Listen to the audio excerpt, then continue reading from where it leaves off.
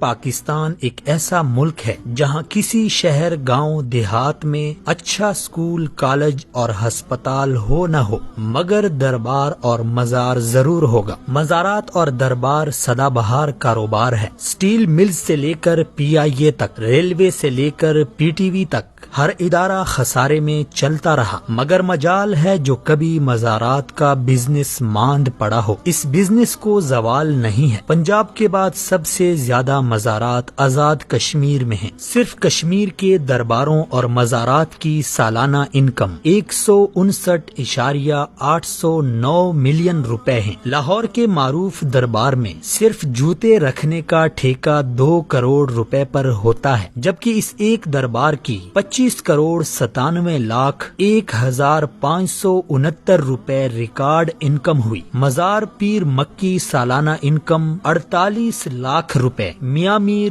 10 لاکھ روپے، مادو لال 6 لاکھ روپے، بی بی پاک دامن 31 لاکھ روپے، دربار شاہ رکن 24 لاکھ روپے۔ ان درباروں اور مزارات میں سے جو محکمہ اوقاف کے تحت ہیں وہاں کرپشن کے قصے زبان زد عام و خاص ہیں۔ ہزاروں دربار اور مزارات وہ ہیں جو محکمہ اوقاف کے تحت نہیں ہیں، ان کی انکم بھی مجاور اور مافیاز کھاتے ہیں۔ حالیہ دنوں صاحبزادگانی گولڑا شریف کی شادی خانہ آبادی کے خوب چرچے ہیں۔ پیرزادوں کی شادی کی تقریبات سے ہی اندازہ لگائیں کہ مریدوں کے چندوں پر کس قدر شاہ خرچیاں ہو رہی ہیں۔ غریب مریدوں کے چندے سے منعقد مہنگے ہوٹل کی تقریب میں سیاستدان، صحافی، بیوروکریٹ تو تھے، شاید ہی کسی غریب مرید کو یہاں مدعو کیا گیا ہو۔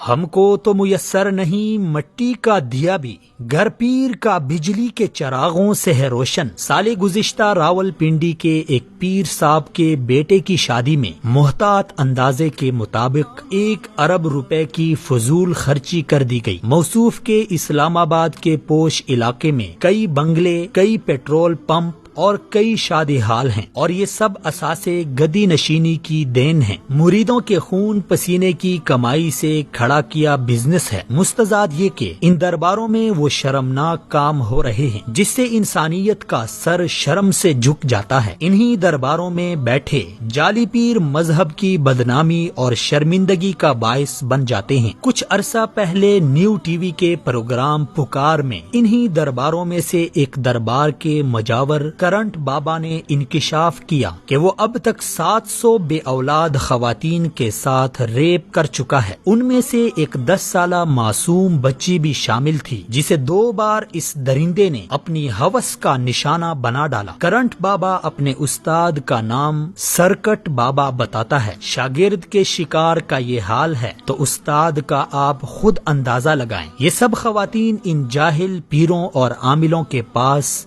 بے اولادی کا علاج کرانے جاتی تھی۔ یہ شخص انہیں جنسی درندگی کا نشانہ بناتا تھا اور پھر ڈرا دھمکا کر خاموش کراتا تھا کہ اگر کسی کو بتا دیا تو میرا موکل تمہیں جلا کر بھسم کرے گا، اور یہ خوف کے مارے چپ ہو جاتی تھی۔ اس طرح کے واقعات درباروں اور مزاروں میں تواتر کے ساتھ پیش آ رہے ہیں۔ یہ کوئی معمولی نوعیت کے جرائم نہیں ہیں۔ حکومت کو فوری طور پر مزاروں اور درباروں میں بیٹھے جعلی عاملوں اور پیروں کے خلاف کارروائی کرنی چاہیے تاکہ مزید عزتیں پامال ہونے سے بچ جائیں۔ ان درباروں میں فروکش پیروں کا بھی احتساب ہونا چاہیے کہ وہ غریبوں سے پیسے بٹور کر کیسے اپنی عیاشیوں میں اڑاتے ہیں۔